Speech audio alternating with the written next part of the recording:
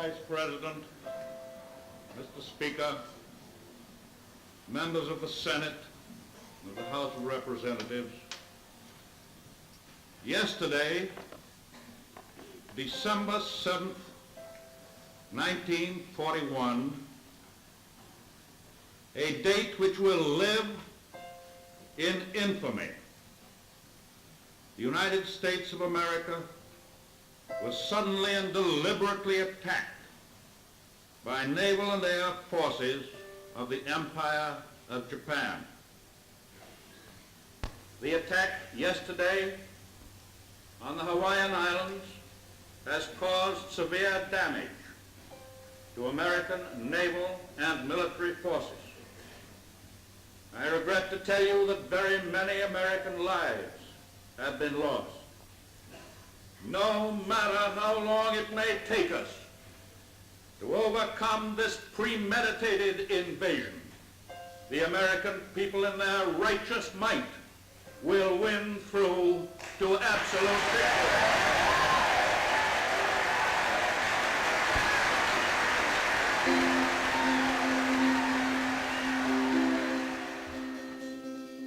This is London. It has been 4 weeks since the Empire of Japan bombed the American naval base at Pearl Harbor in Hawaii.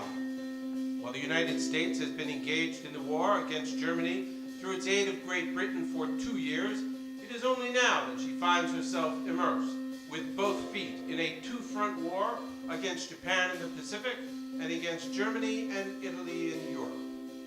America will join her allies now: Great Britain, the Soviet Union, China, Canada, Free French, Australians, the Dutch, Norwegians, New Zealanders, and so many more. But it will be the United States, with its vast resources, industrial muscle, and tough, broad-shouldered people, that will once again make the difference, as it did in the last war. All across the vast and miraculous country that is America, young men are reporting to draft boards and induction centers. All across the vast and miraculous country that is America,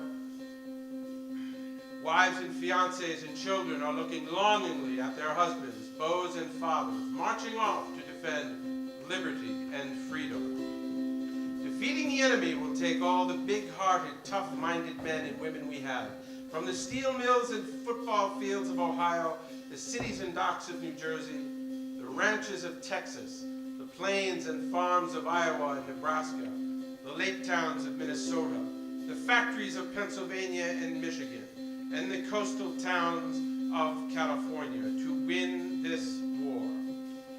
All those places in every city and town in between. It will take the construction workers, the soldiers, the bank tellers, the welders, the shop clerks, the teachers, policemen, and firefighters and nurses to leave their jobs and their safe, happy lives, train, and then meet the enemy where they are. Families will give up sons and daughters to service. Loves will be left behind. Hearts will be broken. Prayers will be said. And yes, bad news will come to the door of Gold Star families, as it always does in time of war. There will be heartbreak that is shared by families, neighbors, and by a nation. The news that I report from London in the coming months, and for who knows how long, will be hard to hear on many a day. You will want to turn the radio off. Don't. Not because we want you to hear the advertisements we run for soap, cigarettes, and war bonds, but because the radio, these reports, this news that will sometimes be hard to hear, is what will unite us, bring us together to defeat this enemy. Godspeed to you all. Good night and good luck.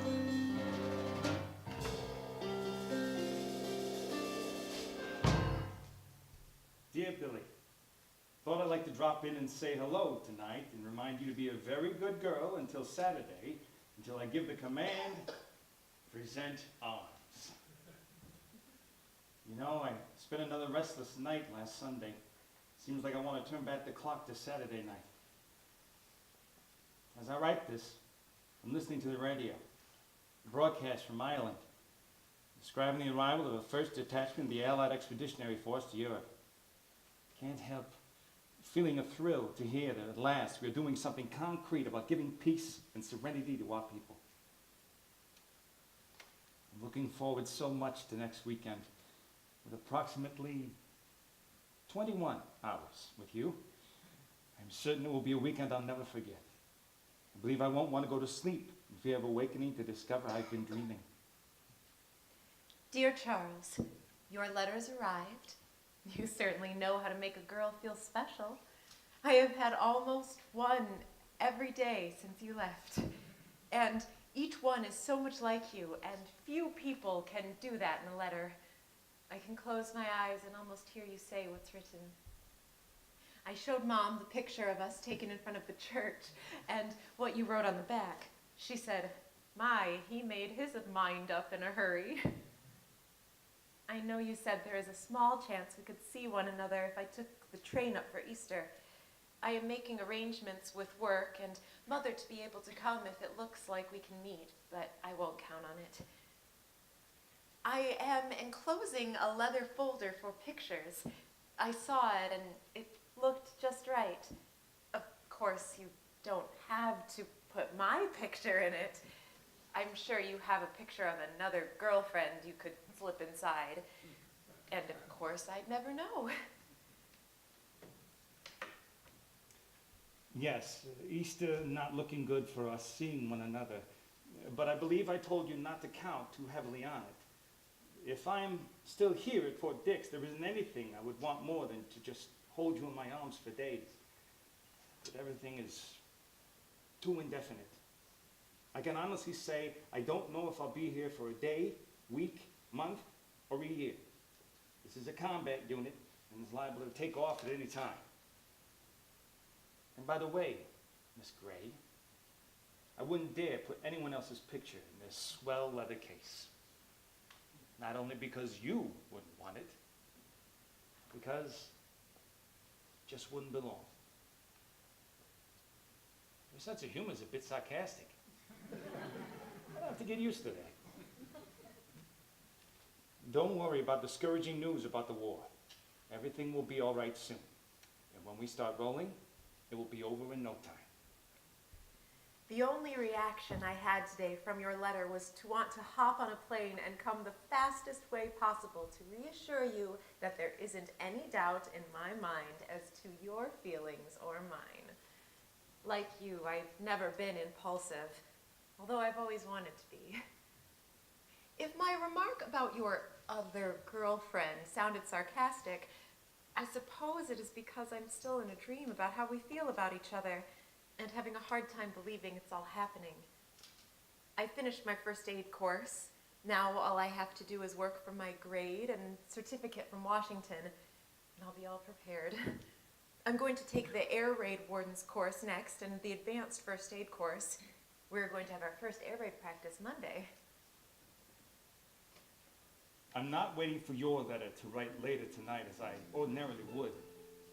It is a rather unusual setting too, because I'm on guard duty, and I'm writing this during my 4 hours off. In the guardhouse, no less.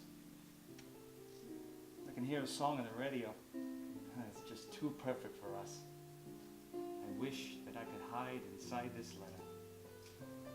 Oh, wish you made it so. I know this is serious business, and I am part of something that has got to be done and won. But like a lot of other fellows, I think, especially the ones a bit older like me, we are frustrated at having our lives interrupted. You'd think everyone would have learned this lesson from the last war.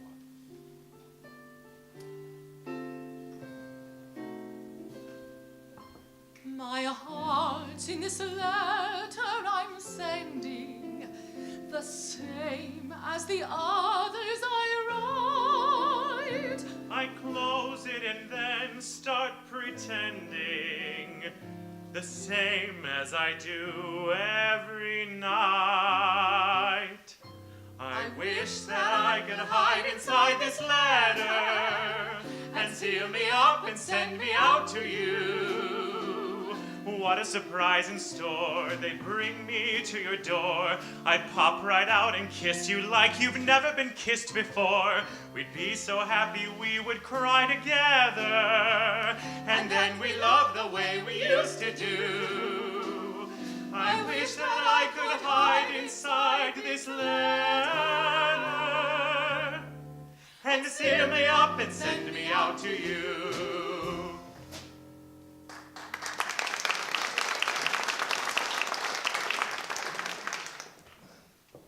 300 men were moved out from our regiment yesterday. Destination unknown. I visited my brother Eddie here at the reception center. He was inducted Monday. Oh, poor kid. He looked a little bewildered by everything. I guess I looked the same way when it was my turn. I worry about Eddie. More so than myself. He's a good kid, though he has a knack of finding trouble. His heart is good, but his brain can get him into scrapes that my brother John and I have had to get him out of. My dearest Charles, I thought last night would never end. I still can't believe it worked out the way it did, and we were able to spend the weekend together in New York City. The first time I got to go, and it was with you. I never knew anything could be so perfect. I ironed the good things I took to New York and put them away in tissue paper and sachets until the next vacation I get. My head is positively swimming. I thought when I came to New York for Easter, it would be maybe to see you on the other side of a chain link fence or something and meet your family. In my mind, I wondered if you were going to ask me. Knowing you now as I do, I thought it was possible, even likely, but I still didn't know.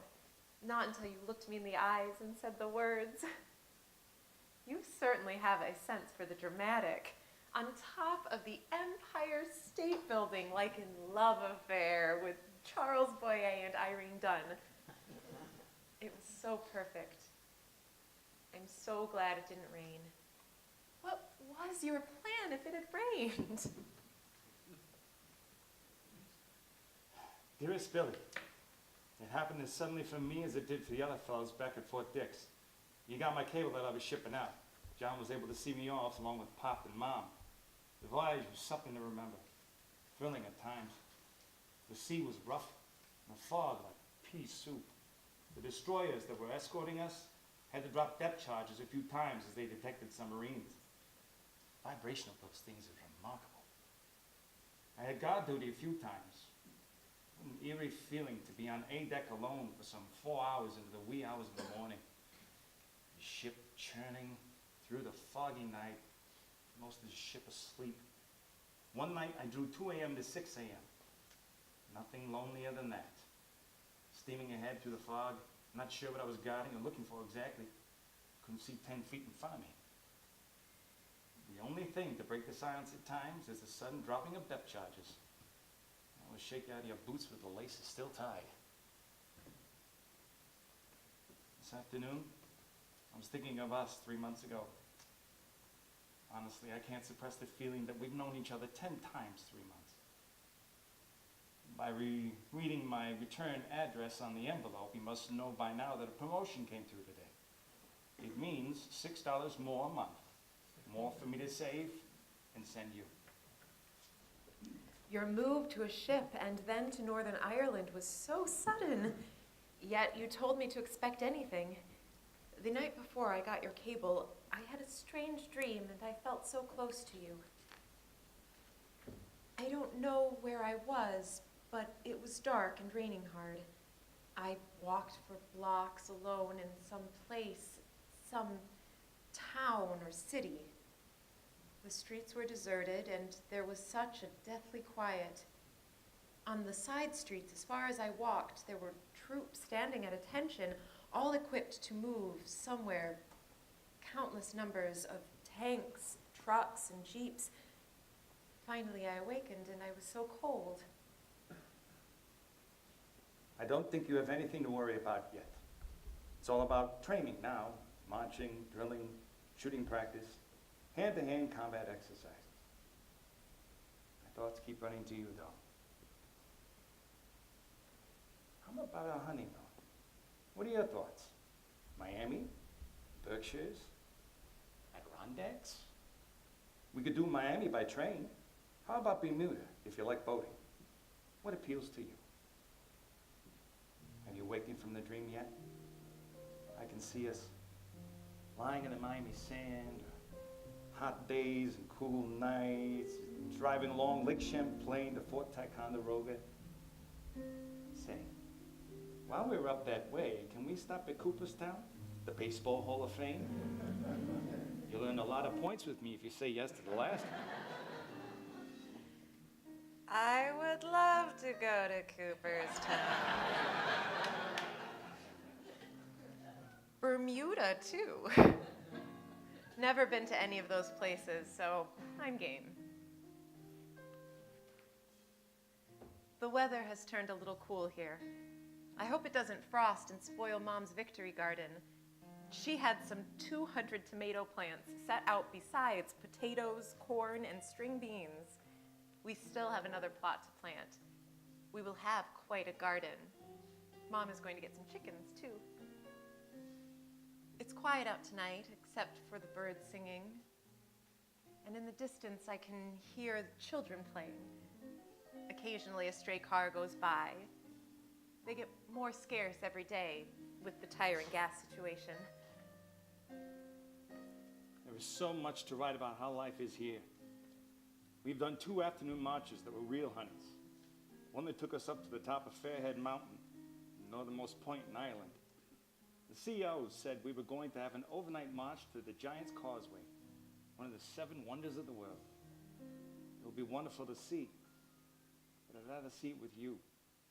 Daylight and slacks, a sweater, some sandwiches in the knapsack. No guns, mess kit, and grenades. Thank you very much. Ireland sounds interesting and lovely.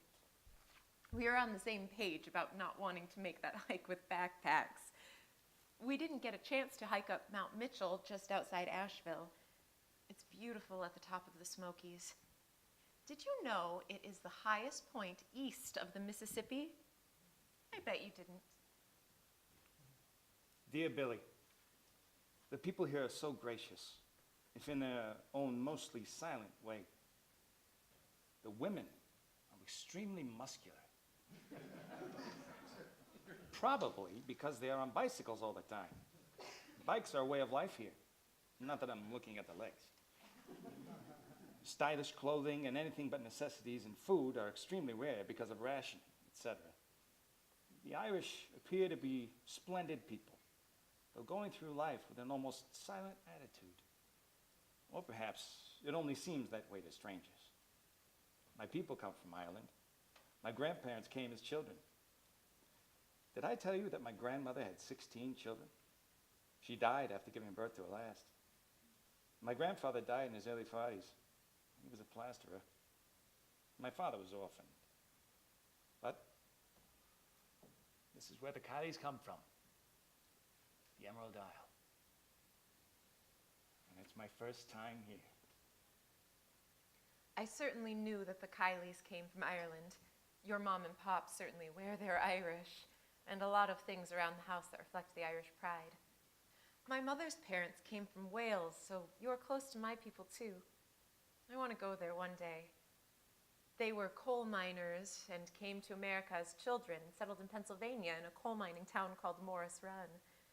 Seems funny that they would leave a dirty coal mining city in Wales for an equally, if not worse, dirty coal mining village in Pennsylvania, but they did. I have news. I'm to be a battalion reporter for the Stars and Stripes, the official paper of the U.S. Army's Northern Ireland Forces. How about that?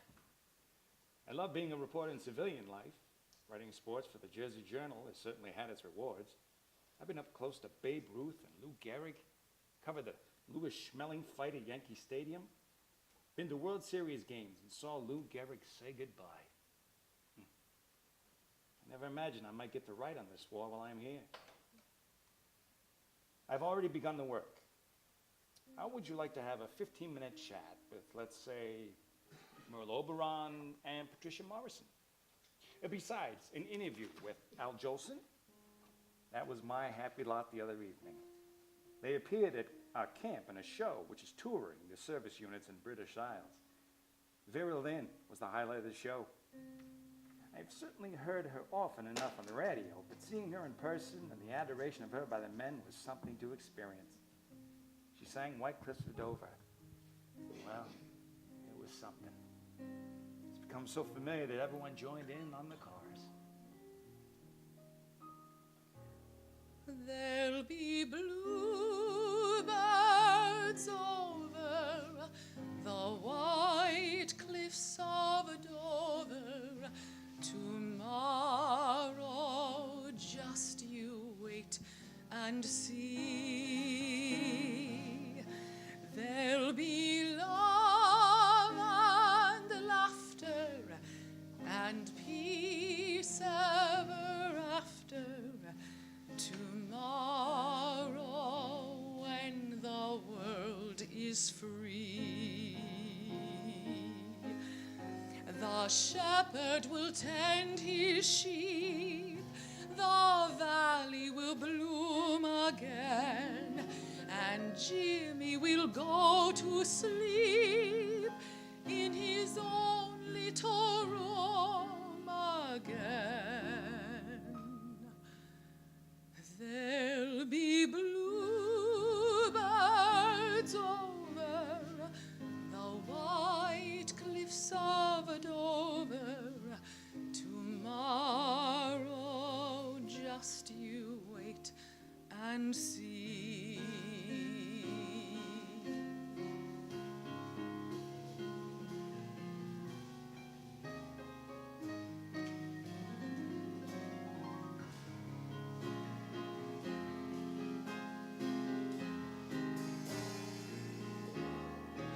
There'll be bluebirds over the white cliffs of Dover.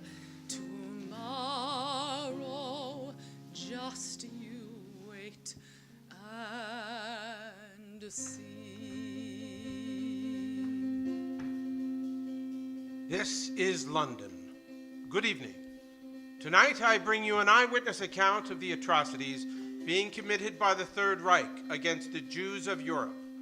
This report was given by Hermann Grabe, a German engineer and manager of a German construction firm in the Ukraine, who came upon an execution squad of SS men, Hitler's goon squad, killing Jews from the small town of Dubno in the Ukraine.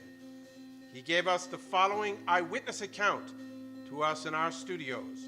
I must warn you, ladies and gentlemen, it is difficult to hear. My foreman and I went directly to the pits. Nobody bothered us. There I heard rifle shots in quick succession from behind one of the earth mounds. The people who had got off the trucks, men, women, and children of all ages, had to undress upon the altar of an SS man who carried a riding or dog whip. They had to put down their clothes in fixed places, sorted according to shoes, top clothing, and undergarments. I saw heaps of shoes of about 800 to 1,000 pairs, great piles of underlinen and clothing. Without screaming or weeping, these people undressed, stood around in family groups, kissed each other, said farewells, and waited for a sign from another SS man who stood near the pit, also with a whip in his hand. During the 15 minutes I stood near, I heard no complaint or plea for mercy. I watched a family of about 8 persons, a man and a woman of about 50, with their children of about 20 to 24, and 2 grown-up daughters, about 28 or 29.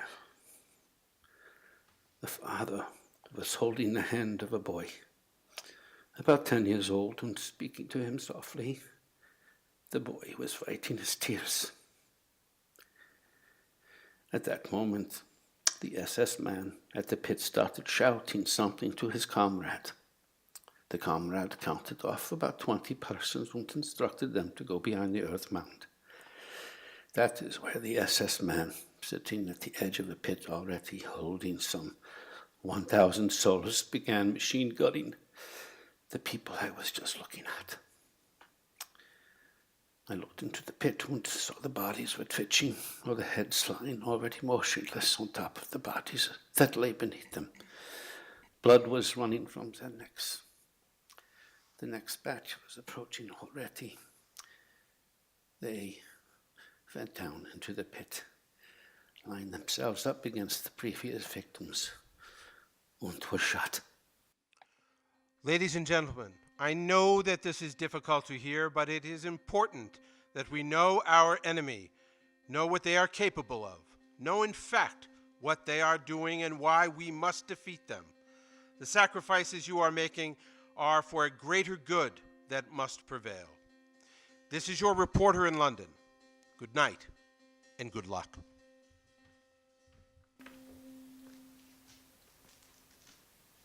Charles, some of the news we are hearing is so awful. It's a nightmare. I am, at the same time, extremely proud that you are serving.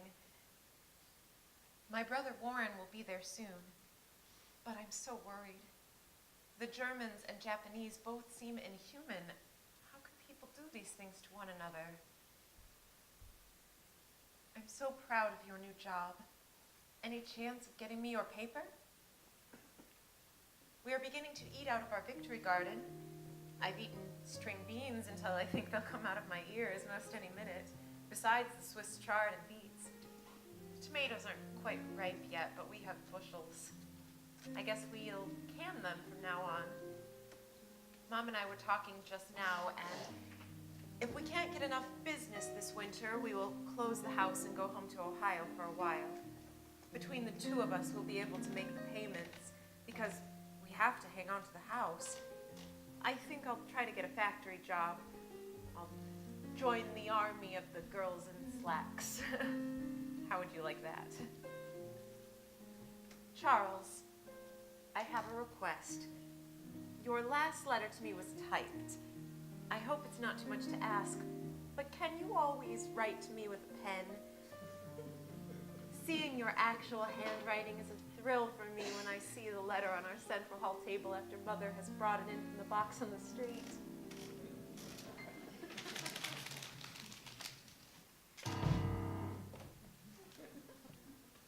The cable I sent yesterday must have been as much of a surprise to you as my sudden move here to London was to me.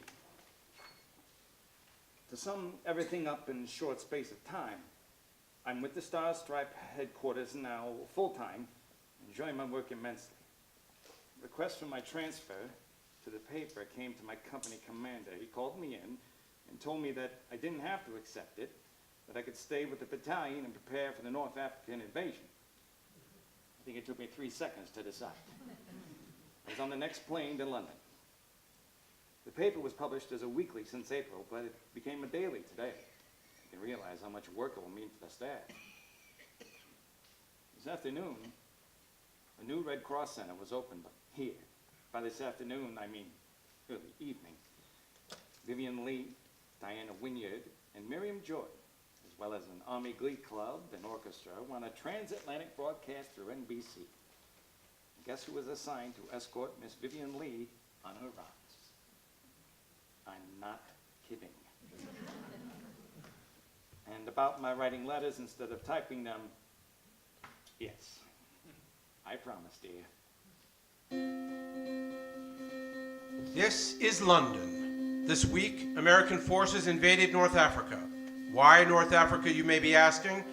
The German war machine and Italian army has sought to deny North Africa, only a few hundred miles by sea from Spain and Sardinia, as a strategic basing area for the Allies.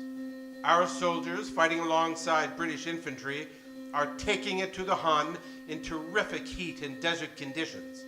Our armored infantry have been training in the desert of California to prepare themselves and their equipment for the harsh conditions found in French Morocco, Libya, and Tunis. The fight is on against the Germans, but we have a long way to go. This is your reporter in London. Good night and good luck.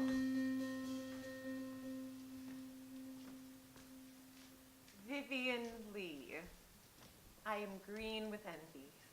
Do you know how many times I've seen Gone with the Wind? You spoke of your sudden move. Well, I had one of my own. Mother and I pulled up stakes in Asheville, as I had mentioned we might, and moved to Massillon, Ohio, to stay with my Aunt Catherine and Uncle Fred. We all got jobs right away. I started to work yesterday at Republic Steel on that 3:30 to 12 shift. My brother Warren works there too. I think they figure on working us into the jobs that quite a few young fellows have, since they will be called for service before long. It's almost like an army or something around here. You know, they work 3 shifts, and there is always someone either going from or coming to work. You see everyone with a lunch basket. No more lunch buckets. They have all been turned into shells and ammunition from the scrap metal drives. This is the production army I've heard and read about, and now Mother and me are part of it. Dear Billy, I finally had my pay catch up with me. I'm starting to save, and we'll send you money orders to save for us. We can talk about whether we put it into a savings account or if we buy some war bonds too. Censors are requiring that we write only one side of a piece of paper. Can you send me a box of stationery? Nothing fancy, but some of your letters, be prepared, will be on whatever newsprint I can scrounge from the office here. Charles, we had terrible news over the weekend. My cousin, Fred, was killed in action in Guadalcanal. Technically, he is listed as MIA, presumed dead. We're hoping and praying they've made a mistake. I still can't believe it. It's certainly bringing the realization of it all home to us. My aunt and uncle are so stunned and so heartbroken. He was such a nice boy. A football star in his high school, and but for the war, they believed he would have played for Ohio State. We have seen newsreels of how awful the fighting there has been, and Catherine is inconsolable. Mother is doing her best to keep her together. Uncle Fred has spent a lot of time tinkering on things in the garage, not talking much. There's nothing to do. They don't know if young Fred's body will be recovered and returned to Ohio. I don't think Catherine wants to accept it, that there could be a 1 in a million chance it was a mistake, so no talk yet of memorial service. I'm so sorry, Billy, about your cousin, Fred. I will see if I can get a mass card off to you and your family. I've not met your aunt and uncle yet, but I can certainly feel the pain. I've already gotten word that some of the fellows I trained with at Camp Croft were killed in the North Africa campaign. I trained with them. I was one of them. I'm supposed to go with them. And I'm so worried about what happens to my brother Eddie when he comes into the war. John has tried to get him a deferment, but it's nothing doing. I doubt Eddie would accept it even if John was successful. The World Series is on. The Cardinals won a game last night. I'd sure like to see a World Series game in person. I'd like to see Billy Southworth make it this time. I told you that I dated a pitcher for a brief time who was in the St. Louis Cardinal system, and I met Southworth, and he was very nice to me. But I know you're rooting for your Yankees.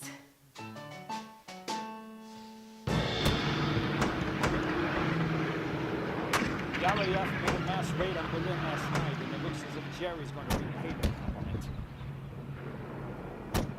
After hearing that gun starting to boom a few miles away, and it appears as if the batteries in the city will open fire soon. There they go. Look out the window made it feel like as though I was watching the World's Fair, watching a fireworks display. The planes seem to be on the other side of the city, judging from the aircraft activity. couple of batteries started firing a few blocks from here, and if you'll excuse me, I'll be getting out of here for the time being. On the top floor of a corner building, I'm in a very unhealthy position. I'll be back soon.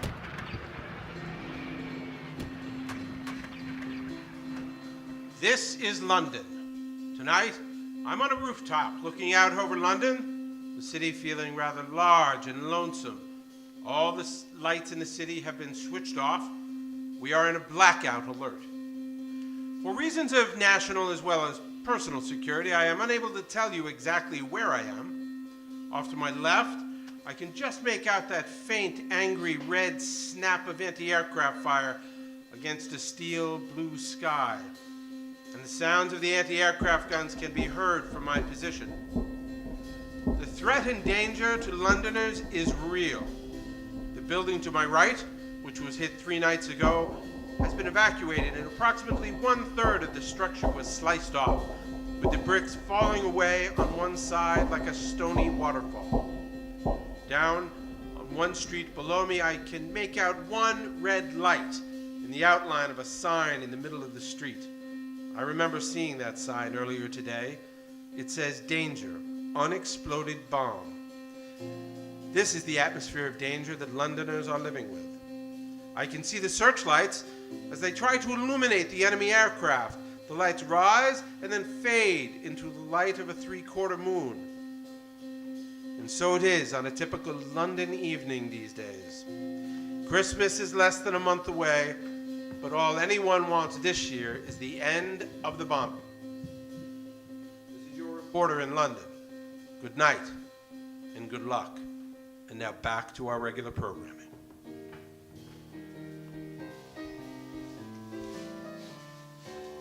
The moon that lingered over London town, poor puzzled moon, he wore a frown. How could he know we two were so in love? The whole darn world seemed upside down. The streets of town were paved with stars. It was such a romantic affair. And as we kissed and said goodnight, a nightingale sang in Berkeley Square.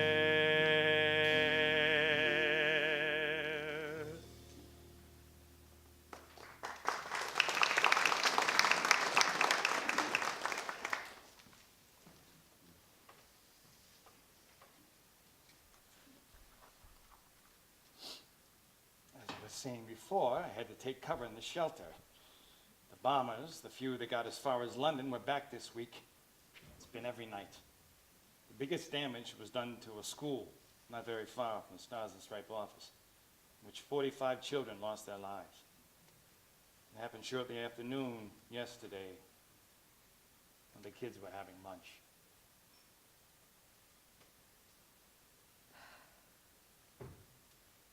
My dearest love, by the time this reaches you, you will have heard the sad news from Father John about Mother.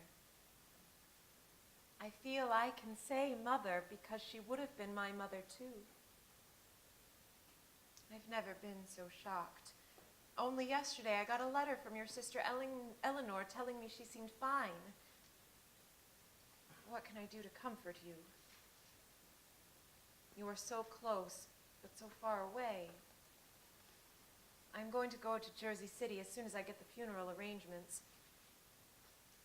All I can think of is how wonderful she was to me when I was there and how much her letters have meant to me since we got engaged. Then I think how alone you are. You must feel over there. I know you're wanting to be there for Pop, Father John, Eddie, and your sisters.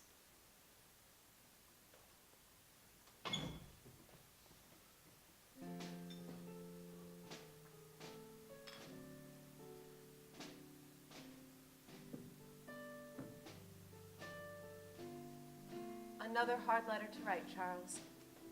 If you have written, it hasn't arrived yet. I arrived in Jersey City Thursday morning about 9 a.m. Father John picked me up at the station. He was so wonderful about me coming. I hesitated, not knowing if I should, but I feel now that it was right that I came. I was very much there for you, standing in for you. Eddie came down at about 11 a.m. He had arrived from California about 3 a.m.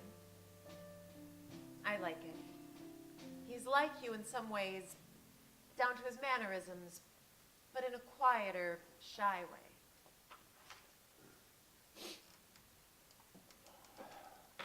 It has been 4 days since John's letter and then yours, the second, arrived simultaneously, telling me the news of Mother's passing. I wanted to write immediately, but frankly, I wasn't up to it. In fact, I haven't been up to anything since Sunday, but I'm pretty well straightened out now, and I'm ashamed for how I've been feeling sorry for myself. It was a terrible shock. Your letters were so well done, Billy. If I needed comfort, it was more than I could have hoped for. I felt more than represented by you and your tender heart. My thoughts have turned to Pop. He was so devoted to Mom. They were so close, inseparable. I know how he must be taking it. I've written to him. Hardest letter I've ever had to write. I have left Mother in Massillon with my aunt and uncle and decided to stay in New Jersey. Republic Steel was sad to lose me, but there are plenty of other girls to take my place. I'm staying with my friend Marguerite in Perth Amboy, and she thinks she has landed me a job at the Perth Amboy National Bank as a teller. I'm doing my part. I'm training as an airplane spotter. Our first night was exciting. An observation post out in the country. Stars were so bright and so numerous that we had a time distinguishing planes from the stars. One in particular we saw a long time before we heard it, and it was so low, just missing the trees that I almost reported the damn thing as a glider. We didn't hear it until it was over our heads. We drank coffee, seemed like gallons of it, to keep warm, and ate tomato sandwiches to help pass the time. We had a transistor radio with us, too. We heard Marlene Dietrich singing in German. It may seem strange, but she sings it in German, I read, because she is singing in part for the German people who don't support Hitler's madness and just want peace like the rest of us. We hear she spends a lot of time going out there wherever the troops are to entertain them. Being German, I guess this is very personal for her. She sang Lily Marlene. Do you like her? Vor der Kaserne, vor dem großen Tor, stand eine Laterne und steht sie nach der Rohr. Soll wollen wir da uns wiedersehen, bei der Laterne wollen wir sehen, wie einst Lili Marleen, wie einst Lili Marleen.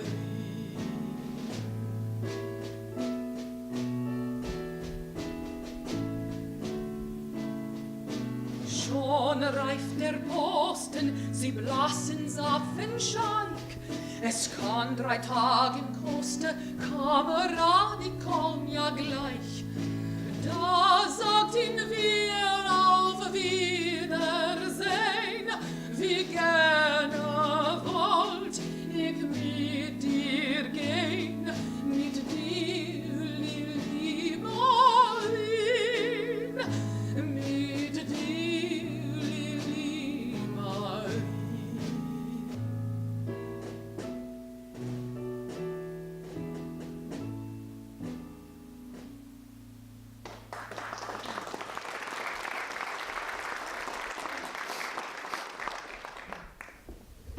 I've been here for a week now. All I can tell you is that it is somewhere in England. I went on my first mission. We were writing about the crews and training, but it's also to get our own training before we go up and cover the real thing. We will be accompanying bomber crews and missions over Germany soon. I was up on 2 practice flights last week while we were waiting for the real thing. The crew I'm with is swell. The pilot is quite capable, and the gunners, well, you can tell they know their stuff just by talking to them. The ship I'm flying in is called the Stars and Stripes, named for the paper and making its maiden flight after we christen it tomorrow. I just looked in my pocket to make sure I had a few things with me. They include the 4-leaf clover you gave me so long ago and a picture of you in a leather case. They go with me wherever I go. I'll finish this later when I'm back.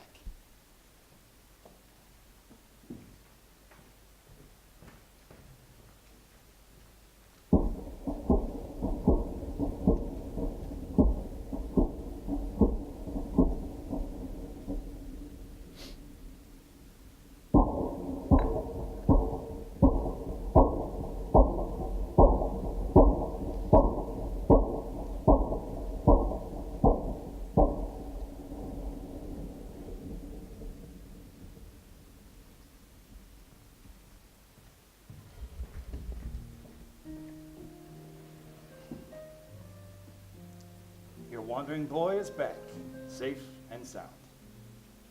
I've just returned from the bomber base, and in keeping with my promise, getting this off without delay. It was quite an experience. I don't believe we could have hand-picked a tougher mission. The target was Frankfurt, about 600 miles from Britain and 100 miles inside Germany. It was one of the deepest penetrations made by fortresses, roughly a 1,200 to 1,300 mile flight. We took off at 7:30, gradually joining with the other formations until the sky seemed to be filled with fortresses. When we reached Germany, the ground defenses opened up on us, and there were a couple of fighter attacks just before we reached the target. I was aboard as a reporter, but everyone has to do their part, so I was on a waist gun, firing at the Messerschmitts. On the homeward flight, it was a little rougher, but not bad. Back on the ground, we discovered we were hit by enemy fire in a few places, but no serious damage. The planes weren't so lucky. We lost 15 fortresses and their crews and all, but claimed quite a few fighters and really plastered what used to be Frankfurt. So here I am. Nothing to worry about, see? On other matters, I've lost a few pounds, what with training, and food is pretty grim these days. I had a bit of a fantasy the other day about your mother's apple pie. I'm crazy for apple pie. I hope yours is as good as your mom's. My mother made a pretty good one, but I have to hand it to your mother. Oof.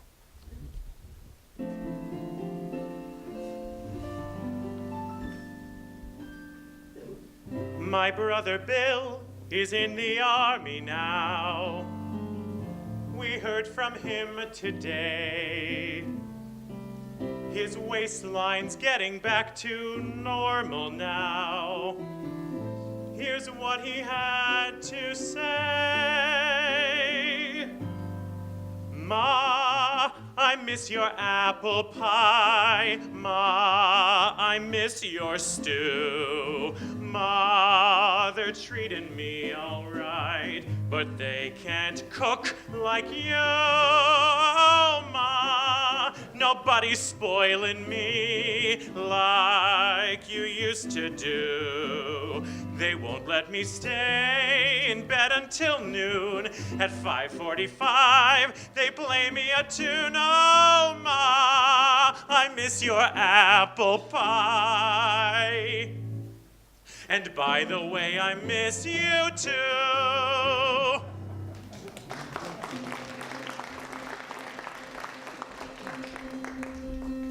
This is London.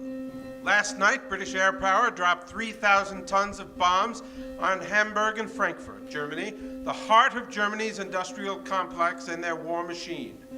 American and British air power have been wreaking heavy damage on Germany and in targeting factories that are making ball bearings, rockets, ammunition, and planes. Some civilians are caught in those bombing raids.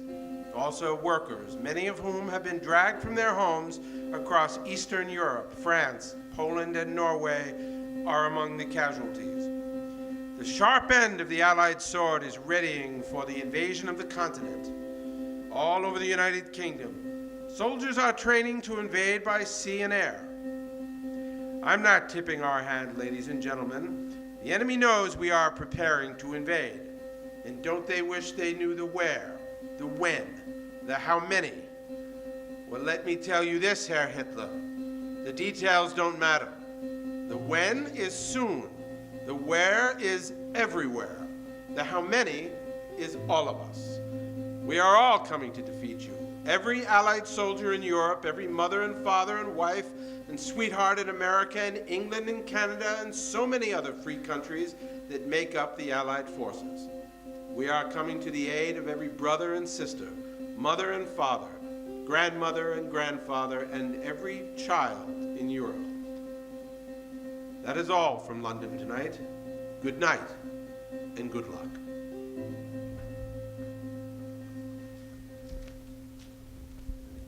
Well, Mom and I are back in Asheville now. She is sure she has enough demand for rooms this summer that she feels she has to open up the house. She has commitments from a dentist's family from Atlanta and 2 other couples we know from past years. Plus, the mayor's office wired her that there was a shortage of places to billet some of the visiting government officials that are doing some hush-hush work around Asheville. We have been reuniting with all our friends, and all anyone can talk about is the upcoming invasion of Europe. When will it come? Where will it be? Did you ever feel as though you were sitting on a keg of dynamite? That's me for the past week. Must be invasion jitters. I'm afraid to turn the radio on and afraid not to for fear I'll miss something. By the time this reaches you, it may have already begun. So, you folks at home have invasion jitters like the rest of us. I suppose it is natural. That is for families with men in England. It will happen just as suddenly for us as it will for you. In your case, it will be that little man in Radio City who sits beside a button for 24 hours a day. One day at night, he will push that button. Bob Hope will be cut off in the middle of a gag. An orchestra will stop playing. A politician's speech will be interrupted, and the little man will try calmly to say something like, "It has just been announced that the British and American troops have landed on Fortress Europe." Those few words will cause America to stop whatever it's doing. That will be the beginning of the greatest military operation in history. After long hours of solitude today, I met Andy at about 8 and went to the Eagle Club for coffee. I was in a perfect mood for reveries, and I played I'll Get By on the jukebox 3 times in succession.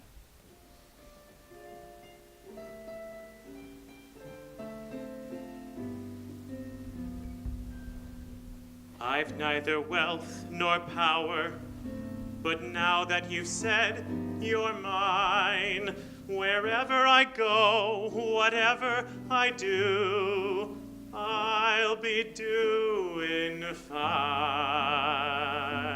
for I'll get by as long as I have you, though there be rain and darkness too, I'll not complain, I'll see it through, though I may be far away, it's true. Say, what care I, dear, I'll get by as long as I have you.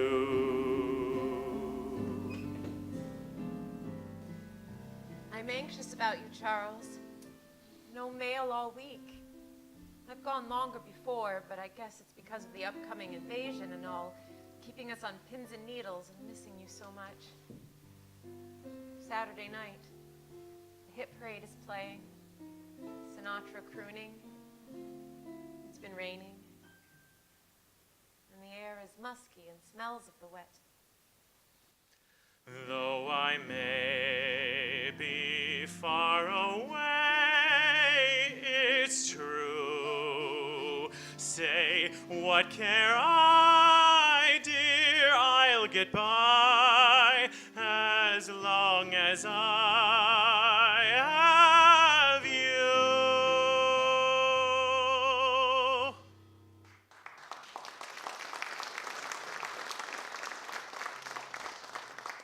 I know when this reaches you, there will have been another week, at least, between my letters. It has been quite a week, working 15 hours a day mostly, up at 6 and bed at 11, just like the old days with Company H. I'm still somewhere in England. That's all I can say. Andy Rooney and I living together, far short of the comfort and freedom we enjoyed in London, but not too bad. If we only had beds, it'd be perfectly swell. I'm not certain I can tell you how we are living, so until I find out, you'll have to simply picture me living in a house, but without a bed, rising at 6, and dressing in leggings, field jacket, steel helmet, eating an army mess, and coming home late looking like a real soldier. Mom awakened me at 7 this morning with the news. It's the invasion.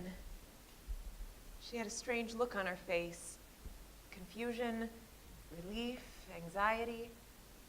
I didn't know whether to laugh or cry. I did more of the latter, I guess. Everyone is calm outwardly. All of us a little cautious, trying not to be too optimistic. I turned the radio off for a little while because I wanted to be with you. Everyone is in bed and I'm sitting here quietly trying to find you in all the confusion of panorama, guns, men, planes, trying to guess where you are among all those beachheads established you might be and wondering how long it will be before I hear from you. I'll say good night, wherever you are. We interrupt our normal programming for a special report. This is London. The invasion is on in northern France. Some of the information we will pass along to you is coming from German news reports. It is only natural that the Germans would be reporting details first, as it is their army that is under attack. It is official now. The long weeks and months of anticipation and preparation are over. The great adventure has begun. The final chapter in the Allied forces' resolve to defeat Hitler and the Axis forces is underway. Earlier today, General Eisenhower delivered a message to the troops that they are, quote, embarking on a great crusade, which must and will end in victory, unquote.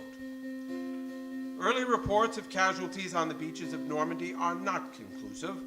What we can tell you is that some 7,000 ships assaulted the beaches some 200 miles south of the Point du Calais, along a 50-mile stretch of French coastline with roughly 150,000 men. By 1500 hours, American, British, and Canadian forces had broken through the German defense lines on the beach and began moving inland into the hedgerow country. Paratroopers had landed behind the beaches in villages and fields through the night. We now take you to our reporter, who was on the beach in Normandy. This recorded report was flown back to our studios in London. It is now the afternoon of the D-Day invasion. 1500 hours. I am on Omaha Beach. The water is full of debris, parachutes, pieces of wreckage of landing craft that brought the brave men that assaulted this beach some 7 hours ago. I am talking to you from behind a steel barrier sunken into the sand of this beach by German forces to impede the small landing craft that brought me ashore. We have just seen two great air formations of 100 gliders each, towed by C-47 transport planes, which have proved to be the workhorses of this invasion. Those gliders will land with soldiers who will emerge from the planes and form the invading forces behind the lines of this beach. The fighting has all but stopped right on the beach in front of me. The activity of the landing of equipment such as trucks, half-tracks, and jeeps have been arriving by landing craft from the larger ships offshore. Ladies and gentlemen, we do not yet have accurate casualty numbers to report, so I hesitate to estimate. I can tell you that there are large numbers of soldiers who did not make it past the shallow waters of Normandy or the beaches. The Germans, though, have been surprised, let me tell you. The essence of the surprise was that they believed the invasion would come some 200 miles further up the coast at Calais, which is the shortest distance to France from British ports. The Germans have been beaten back off these French beaches. They are running and retreating. They are far from a defeated enemy. They are dug in on the other side of these beaches in the hedgerows, fighting to the last. But these brave American, British, and Canadian men have not died in vain. Believe me, they have given their all for the glory of freedom and this greater cause. Back to you in London. Ladies and gentlemen, we will update you with details as we know them for the next 24 hours. For now, this is your reporter in London. Good night and good luck. We've been together in some strange places before, but I'm certain this one gets first prize. I didn't intend to write until I had a better opportunity. However, as I lean against the side of the ship tonight, looking out into the gray, black night to where you are, I want to be with you in this way at least. I'm on a Liberty ship, bound for what the radio says is our beachhead in Normandy. Looking at the map makes it appear to be a simple process of getting from England to France, but it takes longer than you may imagine. We have been on board for 3 days now, and we are just about there. Everyone sleeps with clothes on and in the hold of the ship, wears life belt, etc. Our meals come right out of the can. Planes of every description have been soaring overhead. In the distance, we heard shell fire on land, and in the midst of it all, the chaplain spread his white altar linen over an oil-stained canvas on top of a hatch on board and celebrated Mass. I'm wondering where you are and what you are finding. I hope at this time maybe you are getting a little rest. This week must have seemed like a century. The news is good tonight. The Russian offensive has begun. I'm missing you and trying to find you in all the confusion. You know, there is still so much for us to do. We've never gone on a picnic. I haven't cooked you a steak dinner. We haven't been to a movie together yet. Dear Billy, I've been here for 3 days now, and this is my first letter from France. We just got out of our first beachhead edition of the paper, a single-page mimeograph sheet with the stars and striped masthead, and I've been working like hell to distribute it. I write and edit it. I gather what information I can from the officers on the beachhead, the supply units, and whoever else I can give to give me the story. I have a Jeep, and I'm able to get around to the different beaches and command posts. The paper then gets run off by the thousands and then bundled. When the supply trucks go inland with food and ammunition and medical supplies to the fighting troops, they take our paper with them and hand them out. We've already heard from the supply men the troops are very grateful to know what's going on. And I heard from one of the supply drivers that General Bradley is reading it. We aren't too far from the front, and they're exercising muscles, digging foxholes, etc. When things calm down a bit, Andy and I are hoping to get a billet and send Mary Glees for as long as we are here. But for now, it's a tent and holes in the beach. So, here was some news. Forgive the name dropping, but we had a visitor last night. A fellow walked up to a small fire we had going on the beach. It's chilly at night, and we finally got the go-ahead to have a fire. We couldn't until now. We were drinking coffee and had a radio going with some music to pass the time. Our visitor asked if he could get a cup and join us. It was Ernest Hemingway. He is here writing for Collier's. He introduced himself as Ernest, and I knew right away. Hemingway. Ernest Hemingway. Charles, you are so nonchalant about these things. First Vivian Leigh in London, and now Hemingway in France, plus being up close and personal to General Eisenhower. Could you have imagined these things when we met in Asheville and you thought you were going to be a soldier and radio operator? I've read and reread your scribbles on the notepaper and the typewritten letter. I could tell how busy you are, the way your sentences were short and to the point, but I don't mind. We'll have time to settle down at a near future date, and you can take time to tell me. If you'd rather not remember, that's all right too. We have about an hour to spend together tonight before the sun goes down. And we have a radio here in the office, which also gives us music all night. We get New York on shortwave occasionally, but mostly it's German stations. Now it's Berlin Betty on the German station. I could almost love her for playing Ain't Misbehavin'. She sounds like an American, and besides playing records, also sends messages to the American people from GI prisoners of war. The picture in Cherbourg wasn't so nice. It was the second time in as many days that I had been up to that front, and most of what I saw will not be passed on to you. Not that you can't take it, but I'd rather not talk about dead, dying, shelling, snipers, wounded, the chaos, etc. Everyone is talking about when we can push to Paris to liberate the city. One of our French helpers was talking to us about his family. His parents were killed by the Germans. His sister was beaten. He had our full attention, believe me. The stories were heartbreaking. The radio was on in the background, and just as he paused, La Vie en Rose came on the radio.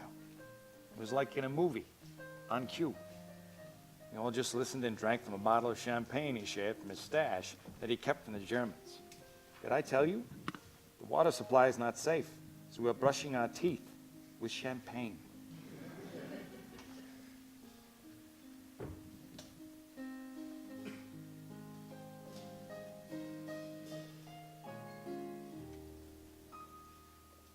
Des yeux qui font baiser les miens, un rire qui se perd sous sa bouche. Voilà les potres sans retouche de l'homme auquel j'appartiens. Quand il me prend dans ses bras, il me parle tout bas, je vois la vie en rose. Il me dit des mots d'amour, des mots de tous les jours, et ça me fait quelque chose. Il entre dans mon cœur une part de bonheur dont je connais la cause. C'est lui pour moi, moi pour lui dans la vie. Il me l'a dit, la journée pour la vie.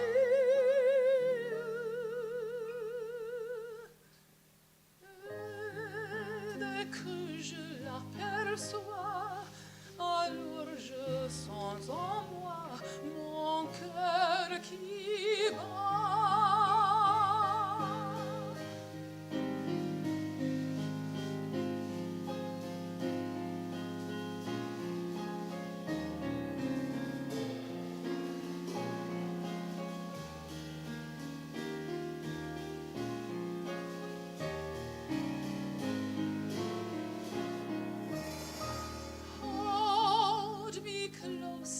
Hold me fast, this magic spell you cast, this is la vie en rose. When you kiss me, heaven sighs, and though I close my eyes, I see la vie en rose. When you press me to your heart, I'm in a world apart, a world where roses bloom. And when you speak, angels sing from above. Everyday words seem to turn into love songs.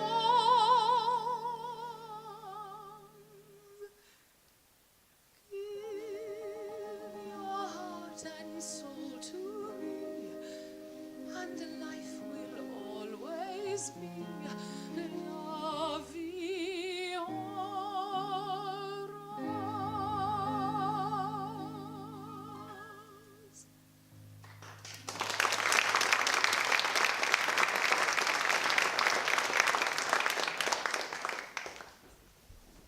I've seen quite a bit in the newsreel, and the commentators give us a pretty vivid picture of the area, so I have a fairly clear picture of your surroundings.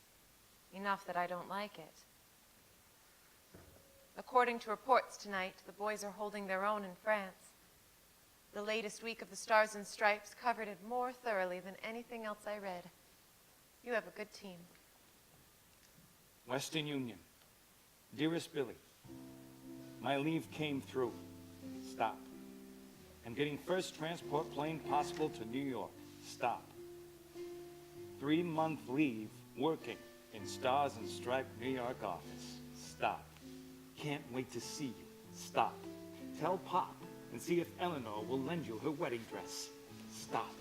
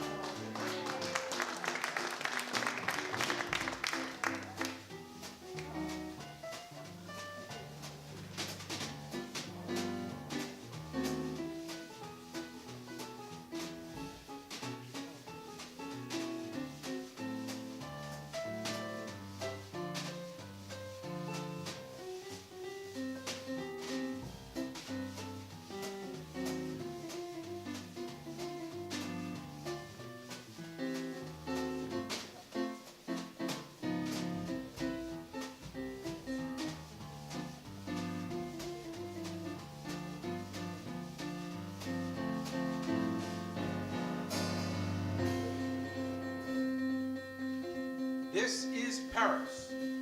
The liberation of Paris is being celebrated today. The heart of European civilization is beating strong again. Paris is free.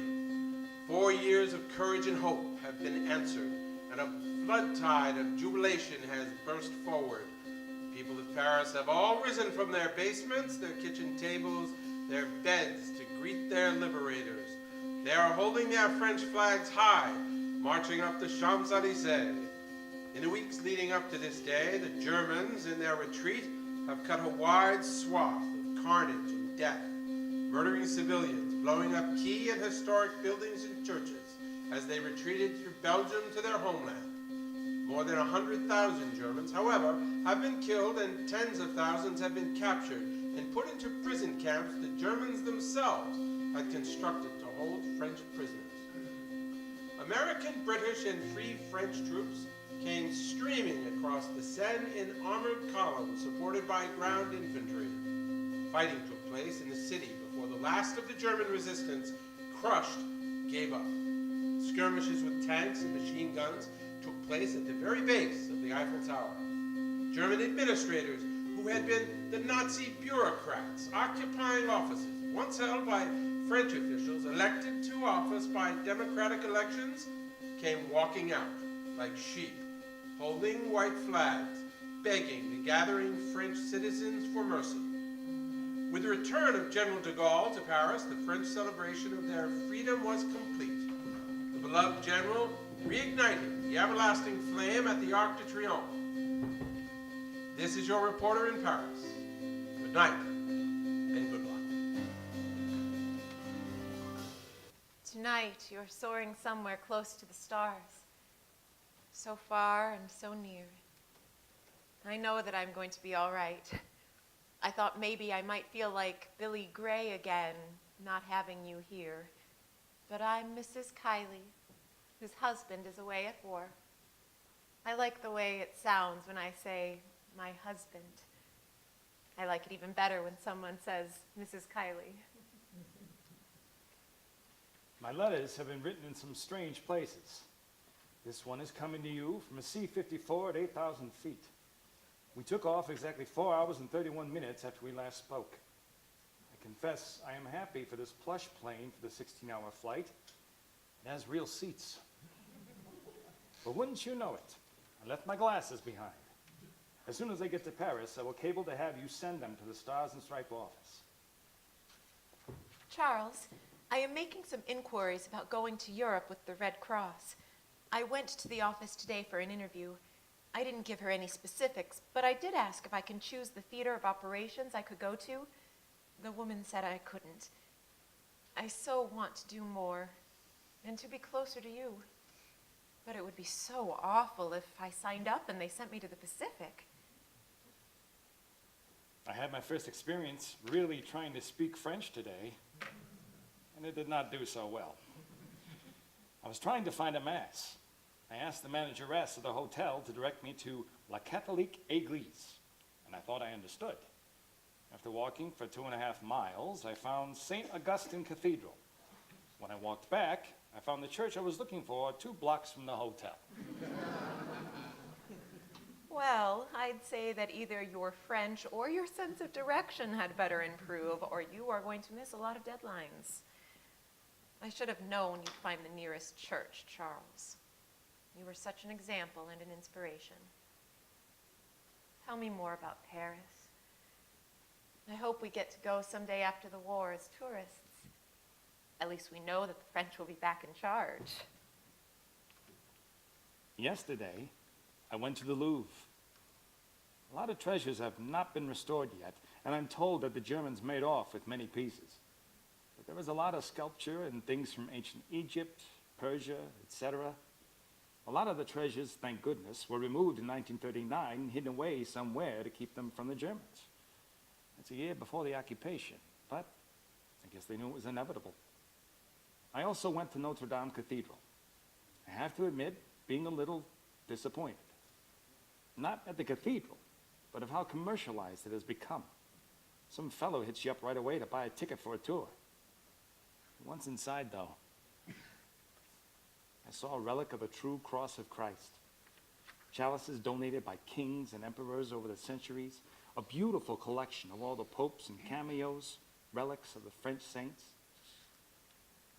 I'll be working page makeup in the sports page until I move to Liège in Belgium. It's an 8-hour Jeep ride from here. The weather has been cold and rainy. I'll be protected on the trip. Long johns, wool pants and shirt, sweater, leather jacket, lined all-purpose coat, boots, gloves, wool cap, and a couple of blankets. These open Jeep rides in winter are really something. I'm hoping that maybe I might be able to connect with Eddie from Liège. The last I heard, he's at the Belgian-German border. Billy, about the Red Cross, I really do not want you to do this. For the reason you said, it could ship you to who knows where. About the Red Cross idea, I will do as you ask, Charles. The last thing I want to do is give you more worry. I registered at Berlitz anyway and start Monday with a 2.5-hour lesson and then go Wednesdays and Fridays. Worst case is that I learn to speak French. I will be anxious to hear about the trip to Liège. I hope you get to see Eddie. This is London. There is a battle raging on the Belgian-German border that began 2 months ago. It is in a place called the Hürtgen Forest, near the German city of Aachen, about 130 kilometers inside Germany. The battle line is right alongside the Siegfried Line. The city of Aachen fell to Allied forces in October, but the Germans are holding on doggedly. It is the first time the Nazis have been defending their homeland on the ground. The U.S. 1st Infantry Division arrived in October, and they advanced enough on the German defenses that they asked the commander to surrender, but he refused to capitulate. 2 months is a long time for a single battle to drag on. The GIs have been battling through almost nothing but rain and now snow. It is the wettest fall and winter recorded for the area in 50 years, and the snows have come early. There is no end of this battle in sight, according to the reports we get, and not too much has been written about this battle, not too much reported on the radio either. But keep them in your prayers as they fight on for freedom. This is your reporter in Paris. Good night, and good luck. Western Union, December 26, to Charles Kiley. Dearest Charles, your family notified Tuesday that Eddie killed. Germany, on December 11th. Stop. I visited Jersey City. Stop. We'll follow with details. Stop. My heart is with you always. Stop.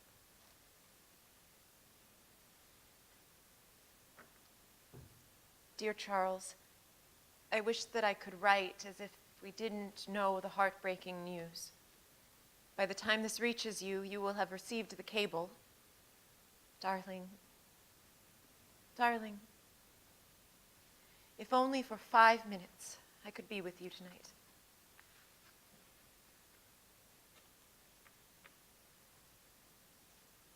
I have been a bit lost, I admit. After I received the cable, I tried to keep working, just keep going. But there was nothing doing. The other fellows all knew. Benny did his best for me, but he didn't have the words either. Murrow was here too. I got out of the newsroom and went for a long walk. I didn't get very far, though, and went into the church near the office. If I said I never expected it, I'd be a liar. John and I talked about it before I left, and he knew he was going to be in the thick of the fighting, and that he is just the kind of kid that doesn't come back. I immediately thought of Pop. I know he isn't the same since Mom passed. It just drives home more for me now how much I have to come home in one piece. I'm not taking any chances that I don't have to. I won't shirk my duty and make some other fellow do a job I'm asked to do, but I won't volunteer for any dangerous duty. No glory seeking. The only thing that matters to me at this point is coming home to you.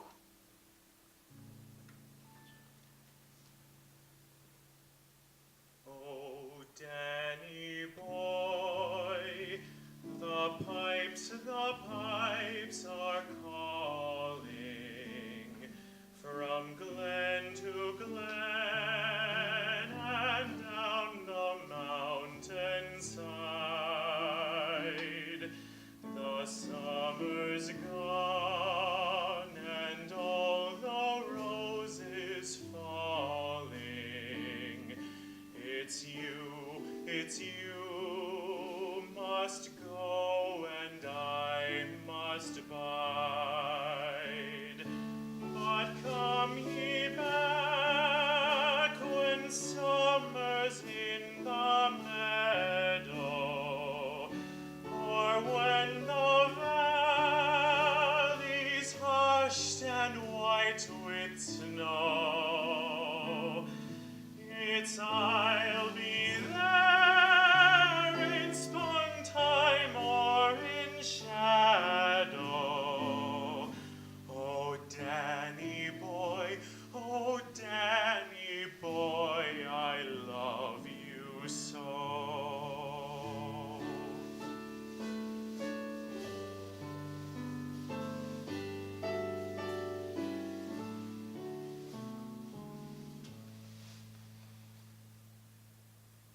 But when ye come and all the flowers are dying, if I am dead, as dead I well may be, you'll come and find the place where I am lying, and kneel and say an Ave there for me, and I shall hear those soft dew tread above me, and all my grave will warmer, sweeter be, for you will mend and tell me that you love me, and I shall sleep in peace until you come to me.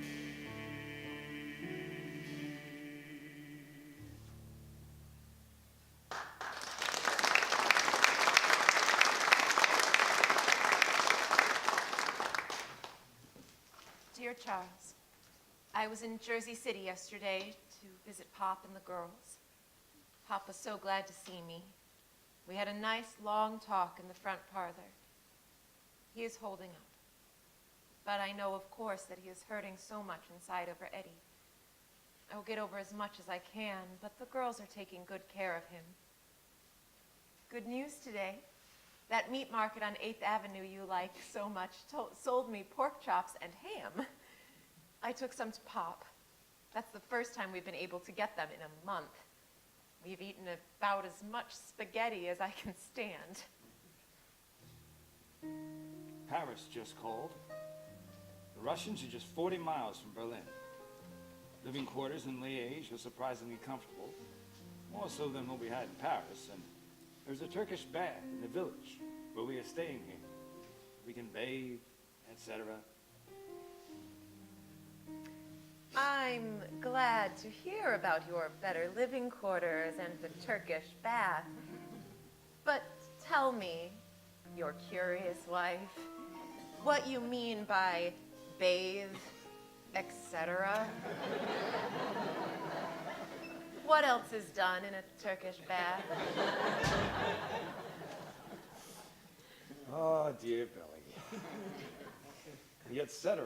in this case means being able to shave with hot water.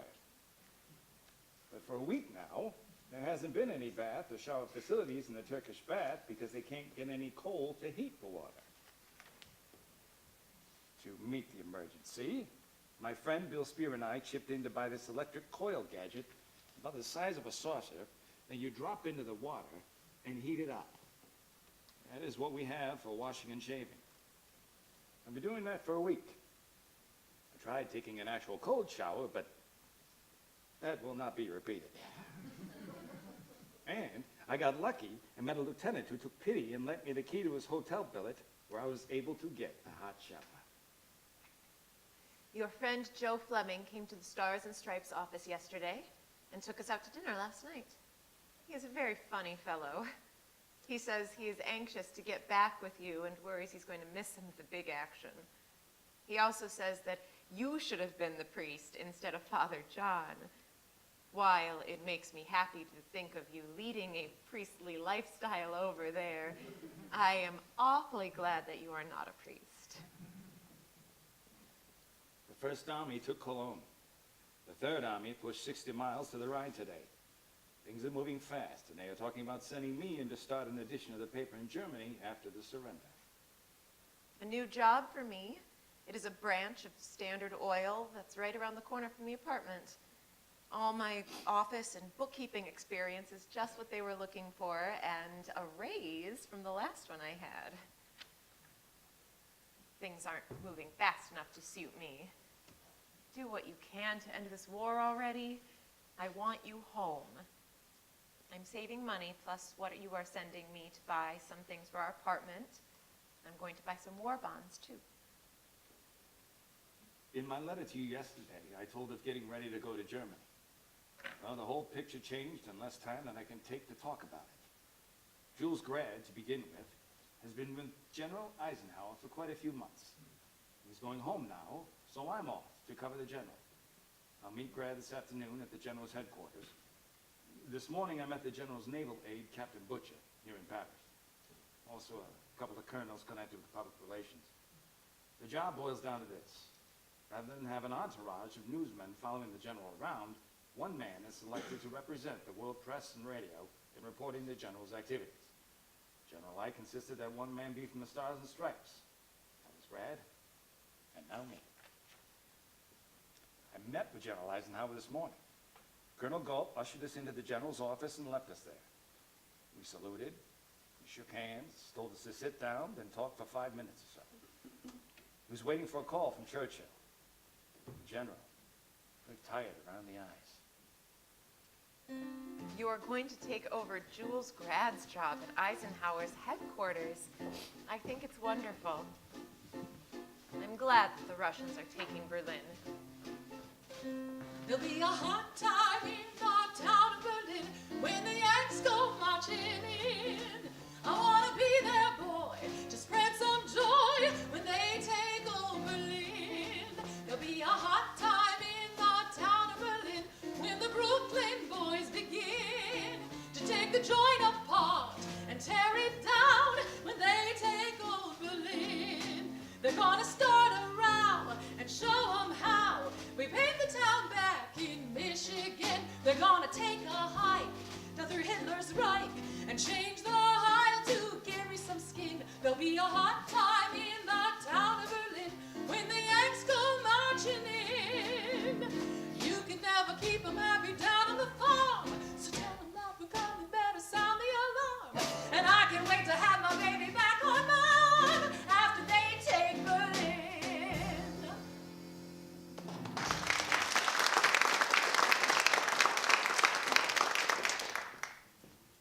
There's been more than a little excitement around here for the last few hours, and I don't feel ready to go to sleep yet. I'm afraid I have been the cause of the excitement, too. Not the direct cause, but I had something to do with it. The Associated Press had quoted a high official at the San Francisco Peace Conference as saying Germany has surrendered to the United States, Britain, and Russia. My job, of course, was to see what the general knew about it. It was going to be a delicate job, I knew, at 3 a.m. when I got word. I drove first to HQ when nobody was around. Then I went to the general's quarters in a small castle on the edge of the city. After convincing a couple of guards I was okay, I got Colonel Gold. He brought me the general who was just getting ready to retire. Generals, it seems, keep late hours. The general had not heard of this latest report, although he had heard an earlier one that Himmler had offered to surrender to the United States and Britain, but not Russia. Frankly, he was a little perplexed. I can see how he wouldn't have had word so quickly since the report originated in San Francisco and not here. Thinking over the situation, he said, he didn't believe it, although it, quote, would be an ironic climax to this war if it was over and I didn't know about it. Unquote. His aide put through a call to 10 Downing Street in London to talk to Churchill and received the reply that he had heard of the report but did not know of any surrender. The general thanked me for bringing the news to him and said I could quote him as saying he had received no report of any surrender. Personally, I can't figure it out. Associated Press would not start a wild rumor, I'm sure. There also were reports that newspapers in the United States had the story, Nazis quit. In Paris, the word got around and everybody was celebrating peace. I do know this, however, that at 3 o'clock this morning, the man who should know, General Eisenhower, did not know anything about it. We interrupt this programming to bring you a special news bulletin. German radio has just announced that Adolf Hitler is dead. I'll repeat that. Adolf Hitler, the head of the German Third Reich, is dead. Reports from German radio that the Nazi leader committed suicide in his Berlin bunker with his wife, Eva Braun, along with propaganda minister Joseph Goebbels and Goebbels' wife, Magda, have been confirmed. The Goebbels' children were also found dead in the underground bunker. Hitler's and Braun's bodies were incinerated in the courtyard of the headquarters and left in a shallow grave. The death of Hitler comes just 2 days after the murder of Italian dictator Benito Mussolini by a vengeful Italian mob. Now, back to our regular programming. The news came of Mussolini's execution along with the others, and then Hitler's suicide. The pictures are horrible. Tonight's latest news said an imminent surrender would be flashed from the White House as soon as it arrives. You can imagine how excited we all are, and yet a bit wary to get a little too excited. Dateline reads, it's 5 a.m. here, but I'm sure you wanted to be awakened because the war against Germany ended 2 hours and 15 minutes ago. Yes, it's really over this time. I know. I was there when the unconditional surrender terms were signed in the war room of General Eisenhower's headquarters at 2:45 a.m. I had been on top of the surrender since it first developed Saturday. Admiral Freeburg, the General Commander-in-Chief of the Naval Forces, arrived here then. I was the only correspondent here all Saturday and yesterday until 18 correspondents and radio men came up from Paris at 7 o'clock last night. As representative of the combined press and radio, I had to cover for everybody until they got here. A lot of pressure to get everything. All during the preliminary negotiations between the Germans and our generals, I was in a room adjacent to General Smith's office. He's Chief of Staff to General Ike. I was the only reporter here. The only part of the surrender which any of the rest covered was just the signing of the papers in the map room. I'm so tired, sweetheart. Been up at 6 the last couple of days and on the go. I have some of my stuff written, but I want a little sleep before I continue. I'll do about 2,000 words for the combined press and radio for those who weren't here and want to use it. Then there will be another 1,500 or so words for Stars and Stripes. I've tried to cover everything, down to a rustle of paper and what kind of cigars the Germans were smoking during the last couple of days. Hope I haven't missed anything. The story is not to be released until tomorrow afternoon, although I'm certain it's going to leak out before then. The other reporters were plenty sore that they were being asked to sit on the story for a whole day. The reason is that the Russians want their own surrender on German soil, and that can't happen until tomorrow. There were no big dramatics, except the German General Jodel's last address to the general's negotiators, in which he asked, somewhat awkwardly, that generosity be shown to the German people. I had a call from the press room HQ in Paris the afternoon complimenting me on the job I did for the combined press. I'll have to wait until Stars and Stripes is able to use my stuff after the embargo lifts before I see how it goes over down there. We are interrupting your programming for an important announcement. It is understood that in accordance with the three great Allied powers, an official announcement will be broadcast by President Truman at 9 a.m. tomorrow and by British Prime Minister Winston Churchill at 3 p.m. Greenwich time that the war is over. Tomorrow will be treated as Victory in Europe Day. After 6 long years for the British and nearly 4 for the United States, the war is over. What is left of the German High Command since Adolf Hitler committed suicide, led by Field Marshal Jodl, surrendered unconditionally to the Allied Expeditionary Forces. The surrender took place in the town of Reims, France, the center of the Champagne region, in a red brick schoolhouse, commandeered by General Eisenhower's staff to serve as supreme headquarters of the Allied Expeditionary Forces. It took place in what is referred to as the map room. Maps of the European theater of battles filled the walls like a mural. The generals sat around a battered old table you wouldn't have in your kitchen. As this schoolhouse was a kind of industrial education school, the table that held the papers and men that would free millions of people from desperate violence, heartbreak, torture, and death had probably only a year or so before held students and teachers learning how to solve the problems in their books. Today it was solving the peace of the world. Reporting from Paris, good night and good luck.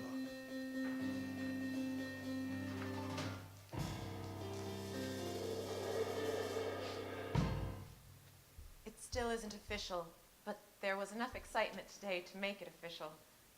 A great many places closed, but I worked and I was very glad I had something to do to hold me together. It's actually over. Not too long from now, we'll be together. I think I'm still dazed from the last few weeks' activities in the news, but I couldn't face any celebration without you. And somehow it didn't seem right. At least I know where you are now, at or near Reims. My heart is so full tonight. So many things I want to share with you. Soon we'll be together, and the waiting will fade into shadow. This is so strange. I think sometimes it is all a wild dream. This morning, I was driving and walking through what is left of a completely destroyed Berlin. This afternoon, I sat at a table outside a sidewalk cafe on the Champs-Élysées, watching one of the most unbelievable and colorful sights I'll ever see. Thousands and thousands of Parisians and soldiers of all nations just walking in a solid mass along the wide boulevard. Traffic is closed to the Champs-Élysées today, the second holiday of the VE Day celebrations. Off to my right is the Arc de Triomphe. Ah, it's a picture to behold. It stands almost alone, towering and somehow symbolic of this victory. Flags that must be the largest ever flown anywhere, hang from the top of the ark down to almost the tomb of the unknown soldier below. It is a warm spring day. The glass of wine I have in front of me tastes like something I've never tasted before, like the best of all vintages. It is a happy day, but there's something missing. Yes, you. I want you so to be with me. I wanted you to be with me when we return from Berlin to share the moment. And so, here we are. I feel as though you're right here with me.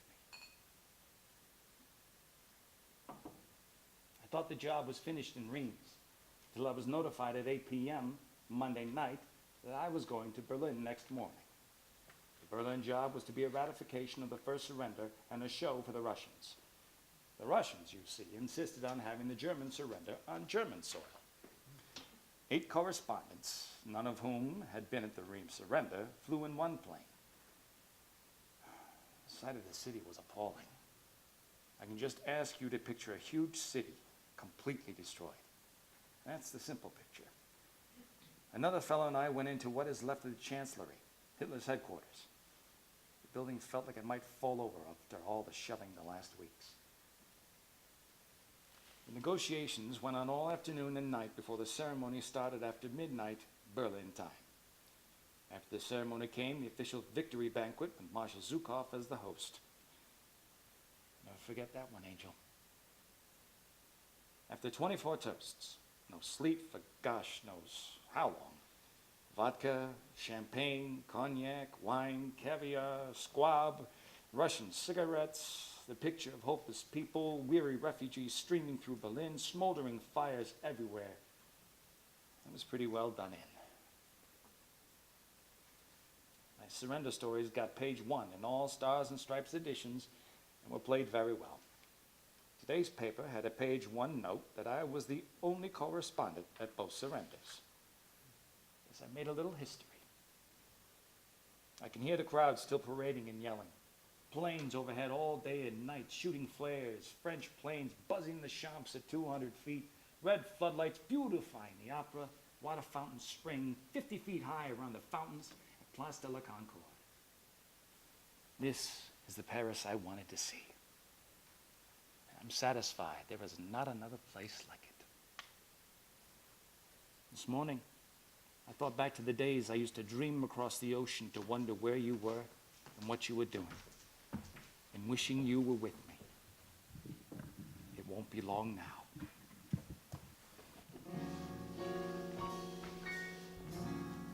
Cathedral bells were tolling, and our hearts sang on. Was it the spell of Paris, or the April dawn? Who knows if we shall meet again? But when the morning chimes ring sweet again, sweet again, I'll be seeing you in all the old familiar places that this heart of mine embraces all day through. In the small cafe, the park across the way, the children's carousel, the chestnut trees, the wishing well. I'll be seeing in every lovely summer's day, in everything that's light and gay. I'll always think of you that way. I'll find you in the morning sun, and when the night is new, I'll be looking at the moon,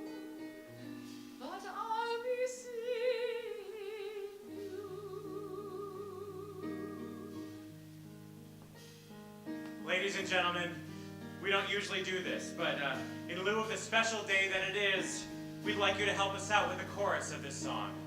The words will appear here, and I think you know the tune all right.